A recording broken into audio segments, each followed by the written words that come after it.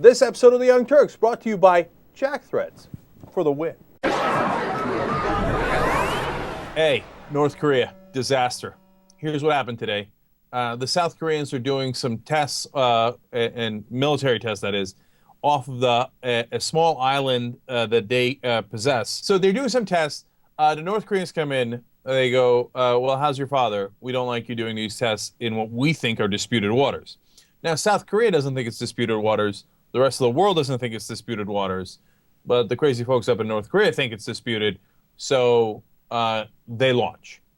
They fired on this small island that has military installations of South Korea on it. It also has 1,700 civilians. And they killed 2 South Korean Marines.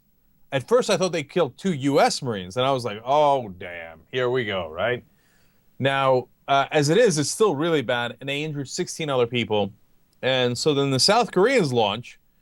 And apparently they scrambled their fighter jets. They got up there and they threw a bunch of howitzers up their asses. And we don't know what happened. The South Korean officials said, oh, we expected there was casualties on the North Korean side. But then I never heard back on that news story. So luckily right now, nobody's firing anymore.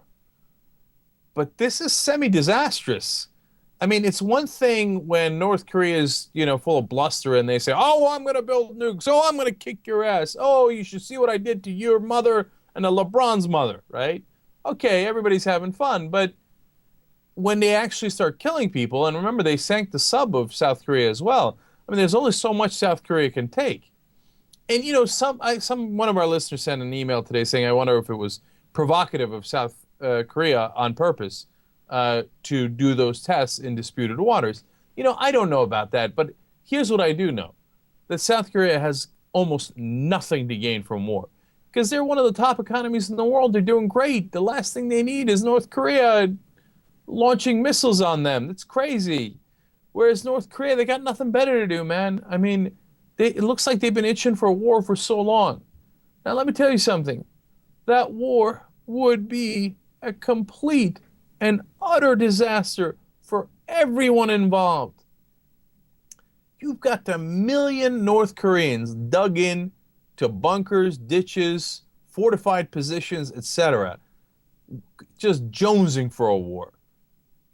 Jim Miklashevsky, look, I even got his name right, was at the Pentagon today. So, and now there's somebody else tweeted in that, hey, whenever you're talking to Jim Miklashevsky at the Pentagon, you've made it. And it's kind of a funny thing, but it's kind of true, right? Because, how often have you seen on NBC, at least for my entire life, Jim Miklashevsky at the Pentagon? And, you see Brian Williams doing it, et cetera, et cetera. It's kind of cool.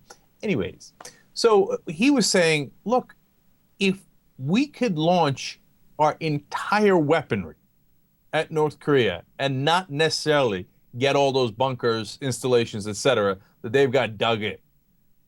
I literally can't believe that, right? Because we've got a lot of weaponry. But it gives you a sense of how disastrous that war would be. And by the way, North Korea has Seoul and many other of the top South Korean cities in their sights. All they got to do is press the button. Now, look, the intelligence on that could be wrong, or maybe the intelligence is not telling us something, right? But as far as what we know in the public knowledge, North Korea could press a button and destroy Seoul, South Korea. That's one of the top cities in the world. So I'm trying to impress upon you how disastrous this war would be. But look, part of the reason I'm telling you that is, and now everybody's saying, oh my God, we don't want to go to war if it's South Korea's problem. No, we can't. Look, that's different, man. Going into a crazy optional war in Iraq is one thing. Your ally gets attacked and you promise to defend them, that's a whole nother thing. You got to go. I mean, I don't know if libs are going to get angry at me, but South Korea gets attacked. We don't have a choice. We have to back them up. And then if you thought Iraq was bad, if you thought Afghanistan was bad, first of all, you were incredibly right. Second of all, wait till you get a load of the Korean War. Look, don't get me wrong. They can't flush the toilets. There's some chance that there is a lot of bluster. They launch bombs. It's in the initial round, they devastate, a quarter of South Korea, but then they fall rather easily because they're clowns, right? Could be, and we walk in and we knock out the generals, and unlike Iraq and Afghanistan, the North Korean people go, "Oh, thank you, Lord mercy." Is that possible? Yeah, it's possible, right? But it's also possible that the war will be horrible, horrible. Now, so that's why I'm spending so much time on it, because there's only so much South Korea can take. I mean, you sink a sub, you fire on civilians, you kill a couple of Marines, and it goes on and on and on. At some point, they got to hit back. I mean, obviously, they hit back a little bit today, but this thing could spiral out of control so quick, and we just don't have the troops. We don't have the money. I don't know what the hell we're going to do. And honestly, in our 8 years of doing this show, we've talked about the Korean situation a lot with many guests, some of the top foreign policy experts and reporters in the country, and not one person has had a decent answer.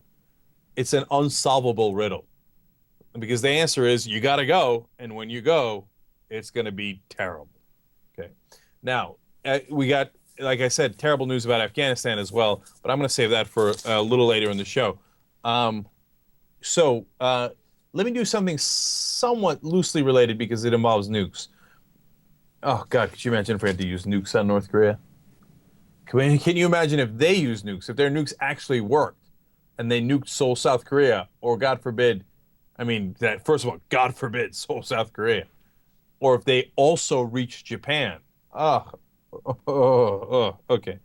I don't know what we're going to do about that country.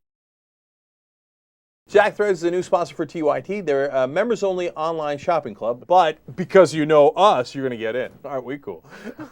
But here's a key part to it, 80% off. Hello, up to 80% off of some of the top apparel lines in the country. Game over. Right. So go to jackthreads.com/TYT because it's free to join, and you get all those discounts, and you avoid the pain in the ass. The ending of this commercial is a little schwang wang wang.